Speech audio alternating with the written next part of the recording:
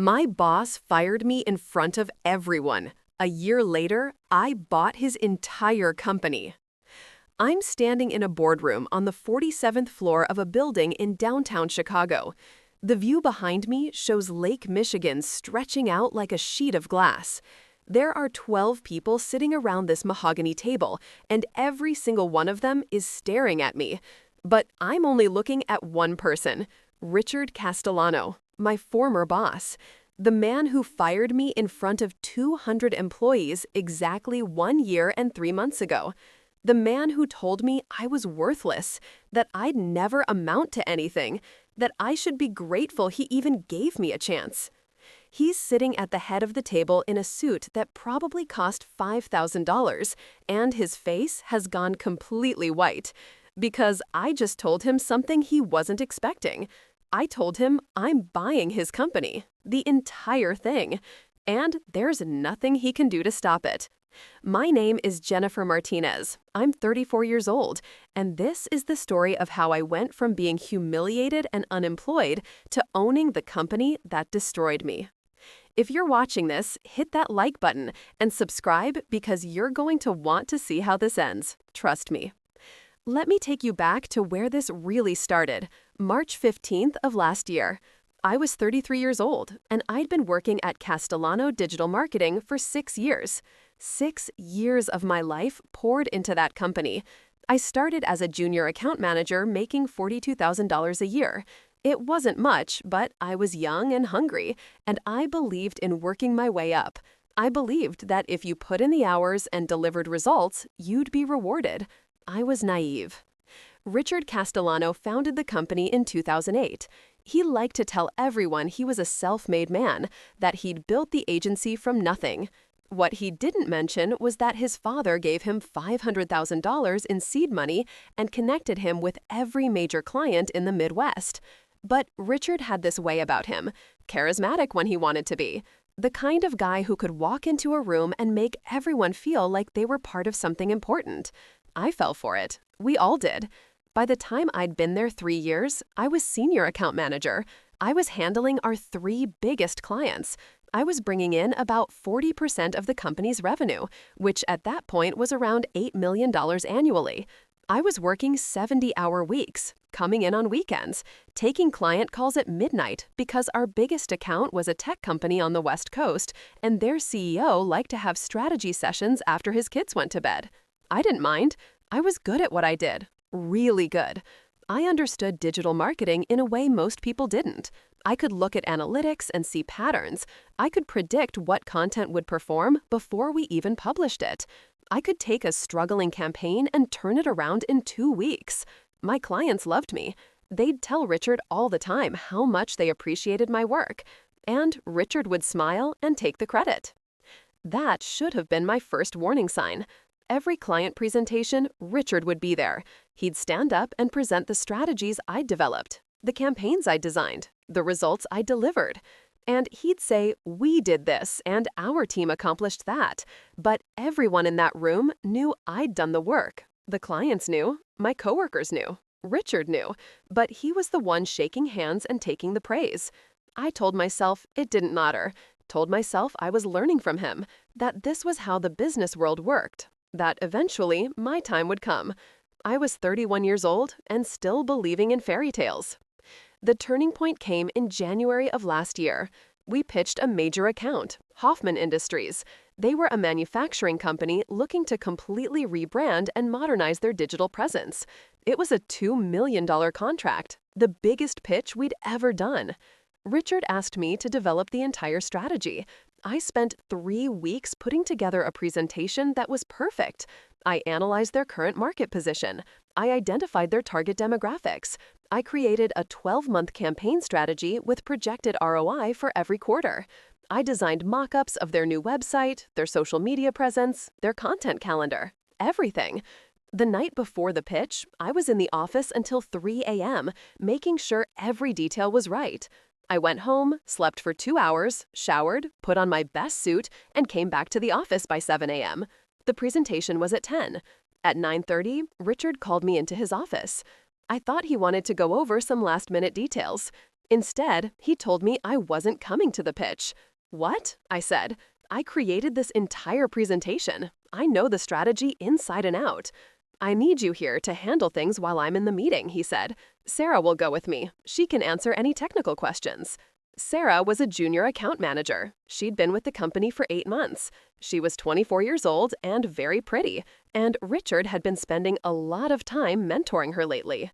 I should have said something, should have pushed back, but I was so shocked, I just nodded and walked out of his office. They got the account, $2 million, the biggest contract in the company's history. And Richard told everyone that Sarah had been instrumental in landing it, that her fresh perspective and innovative ideas had impressed the client. He gave her a promotion, made her senior account manager, put her on a salary that was $15,000 more than what I was making.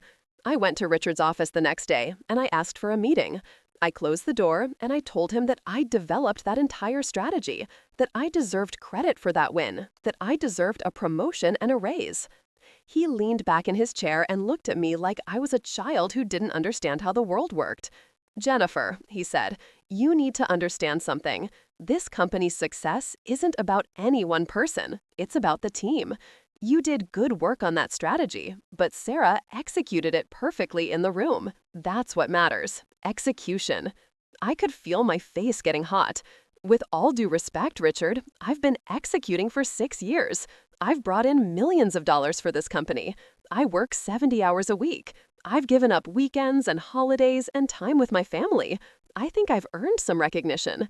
He smiled, but it wasn't a kind smile.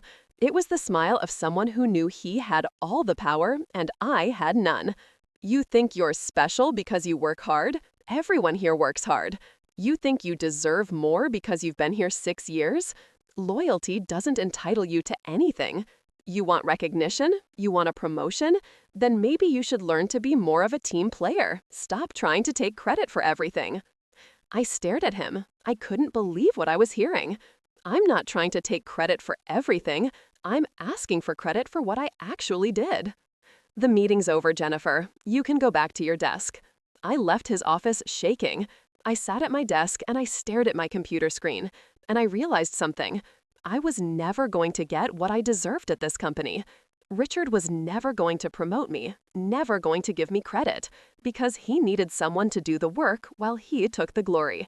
And I'd been that person for 6 years. I started looking for other jobs that night. I updated my resume, I reached out to contacts in the industry, I had interviews lined up within 2 weeks. But here's the thing about working in digital marketing in Chicago. It's a small world. Everyone knows everyone. And Richard Castellano had been in the business for 15 years. He had connections everywhere. I started noticing something strange. I'd have great interviews, first round, second round, sometimes even third round. The hiring managers would tell me I was exactly what they were looking for, that they'd be in touch soon about an offer, and then nothing. Radio silence. This happened 3 times, 4 times, 5 times. Finally, I got a call from a recruiter I knew pretty well, someone I'd worked with on campaigns in the past. Jennifer, she said, I need to tell you something off the record. I've been hearing things about you. What kind of things?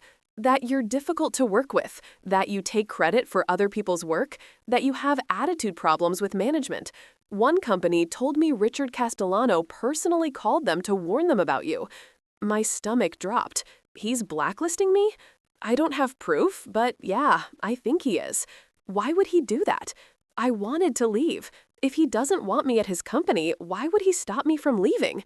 She was quiet for a moment. Then she said, because guys like Richard don't like it when people quit. It makes them look bad, makes them look like they can't keep talent. He'd rather keep you there and underappreciated than let you go somewhere else and succeed. I thanked her and hung up, and I sat in my apartment and I realized I was trapped. I couldn't leave because Richard was sabotaging any job I tried to get, but I couldn't stay because he was never going to value my work. So I did the only thing I could do. I kept working. I kept delivering results.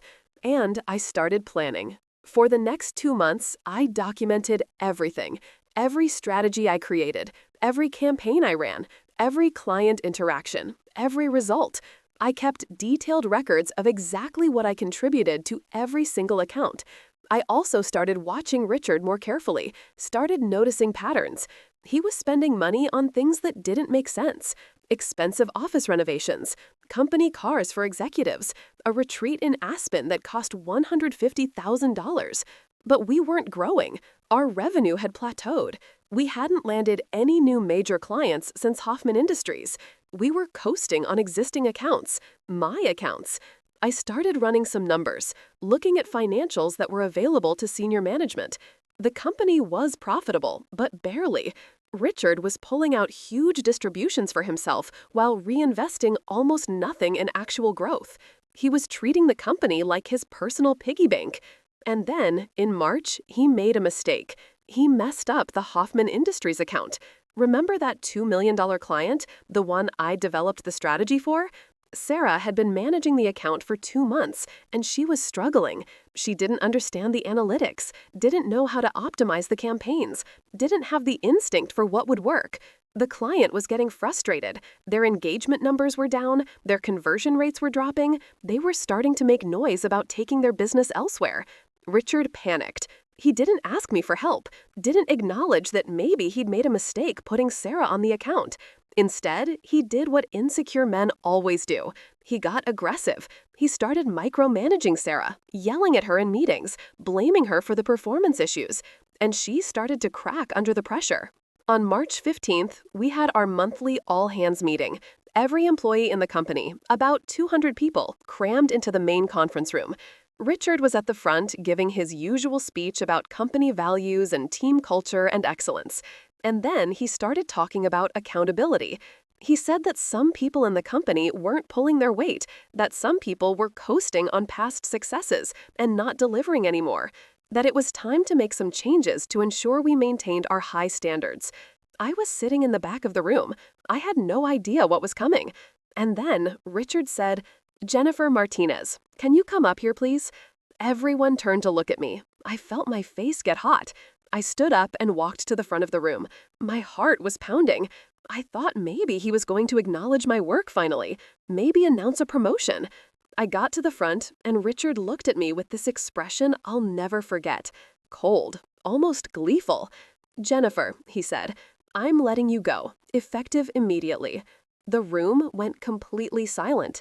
"What?" I said. "You're fired. We're terminating your employment today. You'll need to clear out your desk and leave the building within the hour." I couldn't breathe. I couldn't think. "Why?" I managed to say. "Your performance has been unacceptable. You've failed to meet expectations on multiple accounts. You've shown a lack of leadership and an inability to work as part of a team. This decision is final." He was lying. Everything he said was a lie. My performance had been flawless. I was carrying half the company's revenue.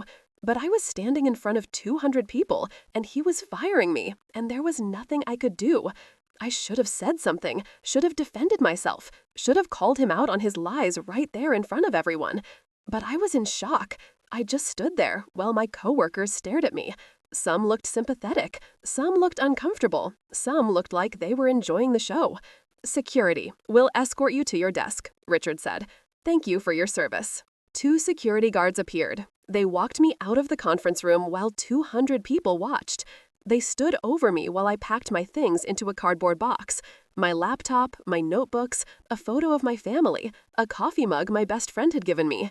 6 years of my life fit into one box. They walked me through the office to the elevator.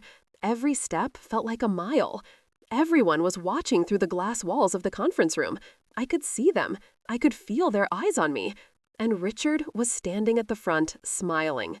Actually, smiling. I got home and I sat on my couch, still holding that cardboard box. I didn't cry. I was too numb to cry. I just sat there, trying to understand what had happened, why he'd done it that way, why he'd humiliated me in front of everyone, instead of just calling me into his office. And then I understood. He did it as a message, to me and to everyone else.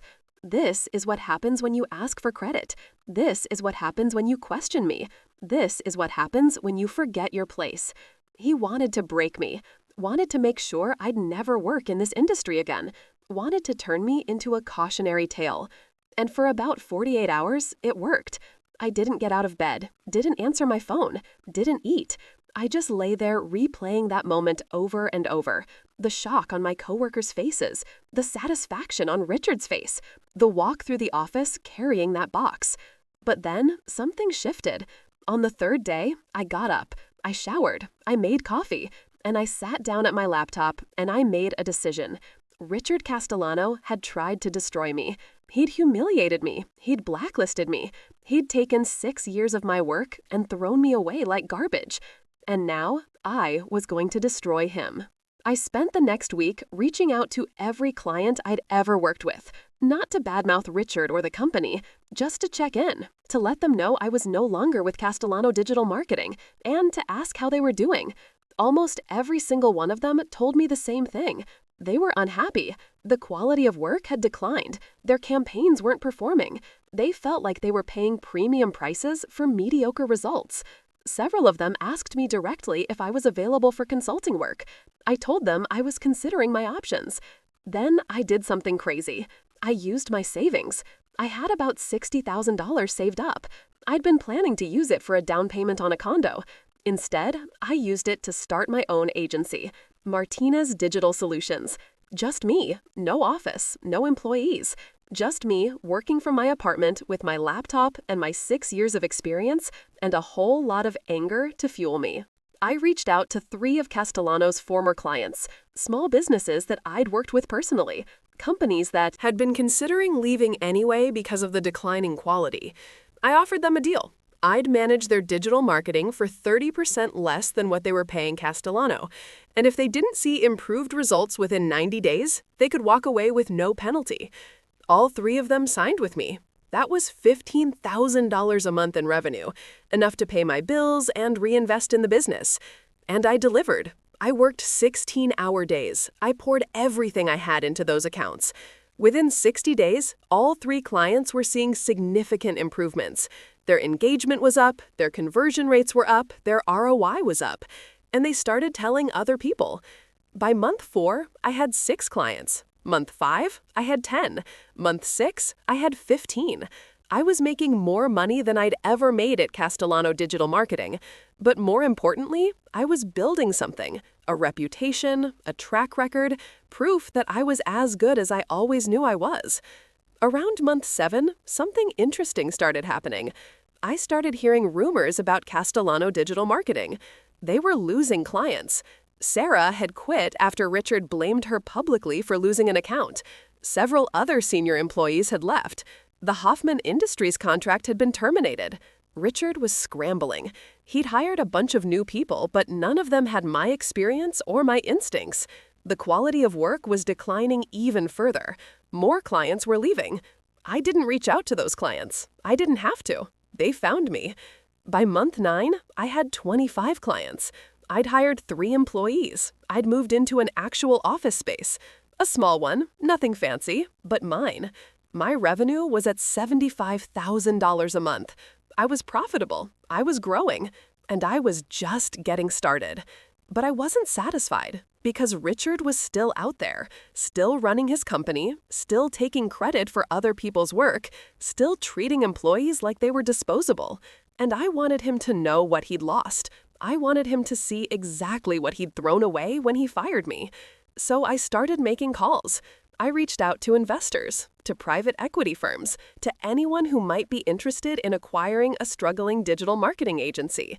And I found something interesting. Castellano Digital Marketing was in trouble, real trouble. They'd lost 40% of their clients in 9 months. Their revenue was down to about $4.5 million annually. They were barely profitable. Richard had taken out loans against the company to maintain his lifestyle. He was desperate, and desperate men make mistakes. I found a private equity firm that was interested in the marketing space. They were looking for acquisition targets, small to mid-sized agencies that they could buy, restructure, and grow. I told them about Castellano Digital Marketing, told them the company had potential but was being poorly managed, that with the right leadership, it could be turned around. They were interested. They asked me to do some research, provide them with information about the company's financials, its client base, its reputation in the market. I did. I gave them everything they needed to make an offer. And then I told them I wanted to be part of the deal. I wanted to invest my own money. I wanted a seat at the table when they acquired the company. They asked me how much I could invest. I told them $200,000. That was everything I had. My savings, the profits from my company, money I'd borrowed from my parents, everything. They agreed. And in month 11 of running my own agency, I became a partner in a private equity deal to acquire Castellano Digital Marketing. The offer was made in early February, $12 million for the entire company. Richard tried to negotiate for more, but he had no leverage. The company was failing. He had debt. He was losing clients monthly. He had no choice. He accepted the offer. The closing date was set for March 10th, exactly 5 days before the 1-year anniversary of the day he fired me. I'd planned it that way. The closing was in a lawyer's office downtown. Richard showed up in an expensive suit, looking smug. He thought he was getting away with something, thought he was dumping a failing company for more money than it was worth. The private equity partners were there, the lawyers were there, and I was there. Richard didn't recognize me at first. I'd changed my appearance, lost weight, cut my hair, started dressing differently. I looked successful, confident, nothing like the broken woman he'd fired a year ago. We all sat around the conference table, and the lawyers went through the paperwork. Richard signed page after page, agreeing to sell the company, agreeing to step down as CEO, agreeing to a 2-year non-compete. He was so focused on the money, he wasn't paying attention to anything else.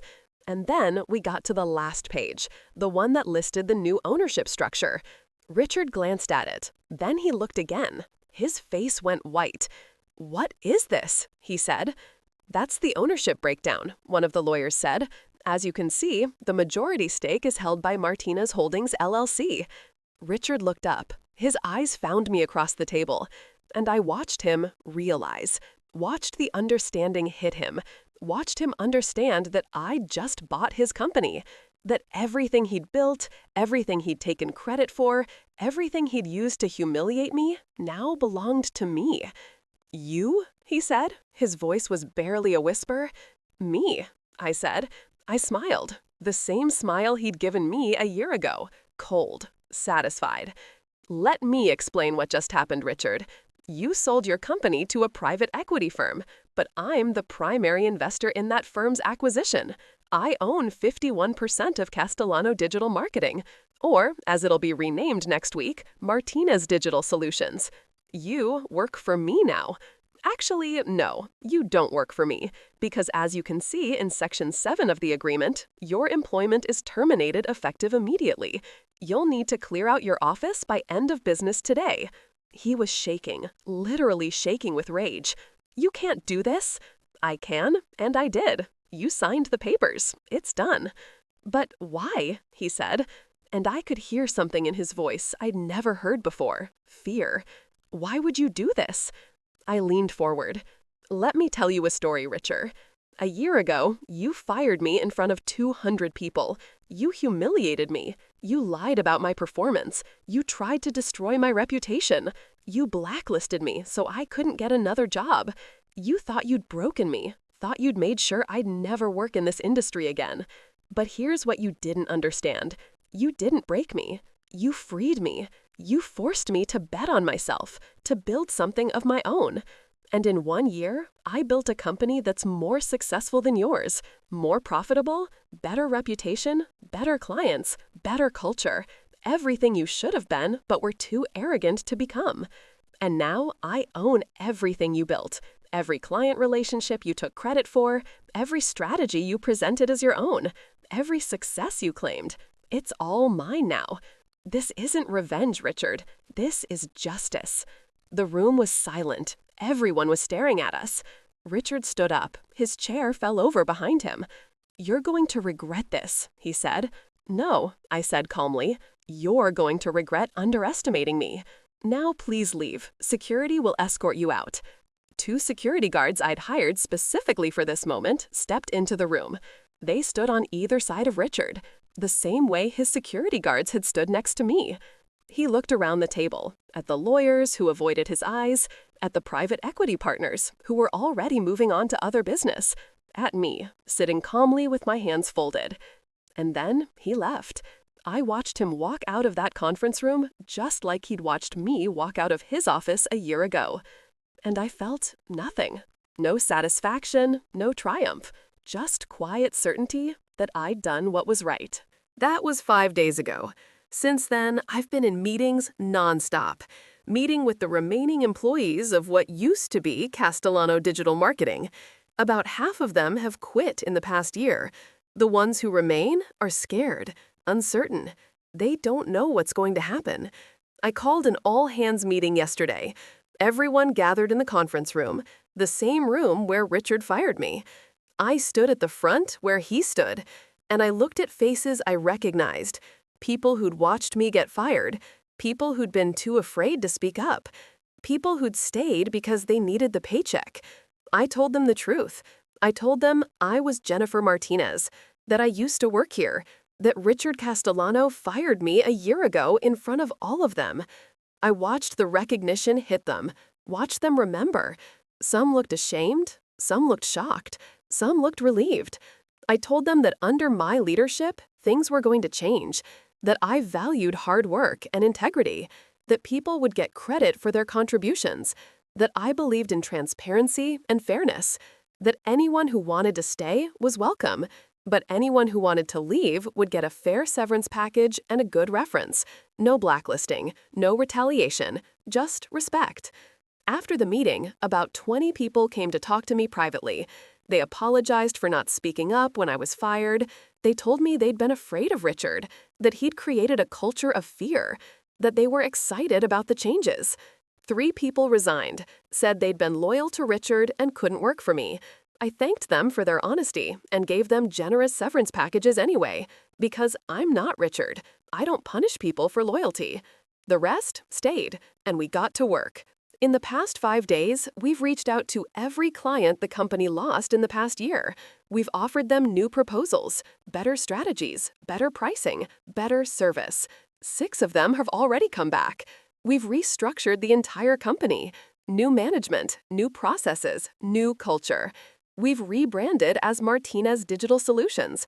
Same office space for now, but everything else is different, better. I promoted several people who'd been overlooked under Richard's leadership, people who did good work but never got recognized. I gave them raises and new titles and opportunities to grow, and they're flourishing. Yesterday, I got an email from Sarah. Remember her? The 24-year-old Richard had promoted over me? She'd quit 6 months ago after he publicly blamed her for losing the Hoffman account. Her email was short. Jennifer, I heard you bought the company. I want you to know that I'm sorry. Sorry for taking that promotion when I knew you deserved it. Sorry for not speaking up when Richard fired you. I was young and scared, and I thought that's just how business worked. I know now that it doesn't have to be that way. You didn't deserve what happened to you.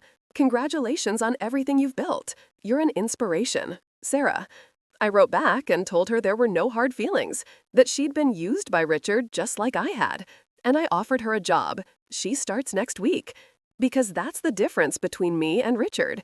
He saw people as tools to use and discard.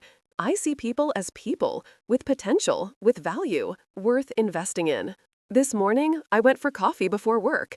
I was standing in line at Starbucks and someone tapped my shoulder. I turned around and it was Richard. He looked terrible, unshaven, dark circles under his eyes, wrinkled clothes. Nothing like the polished executive who used to stride through the office like he owned the world, which I guess he did until he didn't. Jennifer, he said. Richard. We stood there in line while people ordered around us. He looked like he wanted to say something but didn't know how to start. Finally, he said, I underestimated you. Yes, you did. I made a mistake. You made many mistakes. Firing you like that, in front of everyone, that was wrong. I was angry. I felt threatened by you.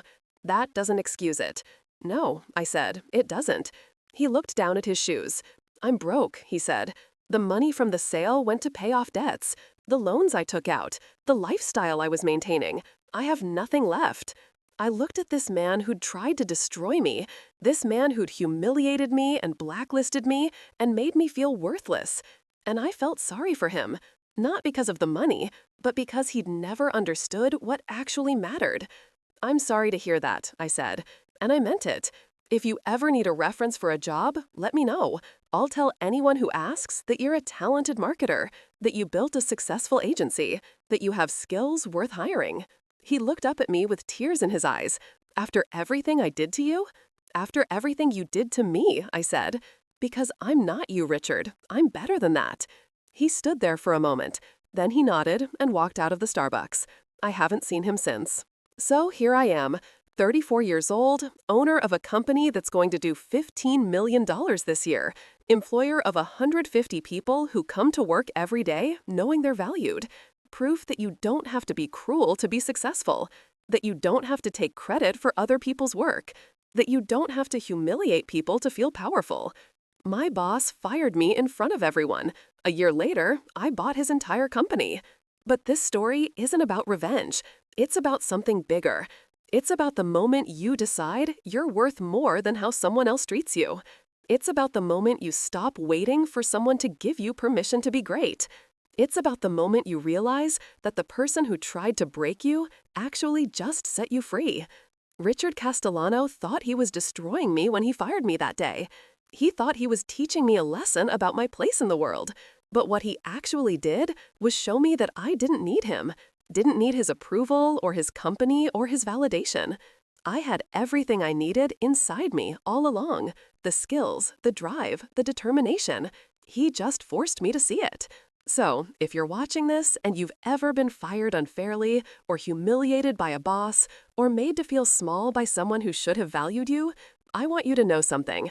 They're wrong about you. Whatever they said, whatever they did, whatever they made you believe about yourself, they're wrong. You are capable of more than they'll ever understand. You are stronger than they think. You are worth more than how they treated you. And one day, if you choose to, you can show them exactly how wrong they were. Not because you need their validation, but because you need to prove it to yourself. If this story inspired you, hit that like button. Subscribe to see more stories about people who refused to stay down, who turned their worst moments into their greatest victories, who proved that success isn't about stepping on others, it's about lifting yourself up. I'm Jennifer Martinez. I'm 34 years old.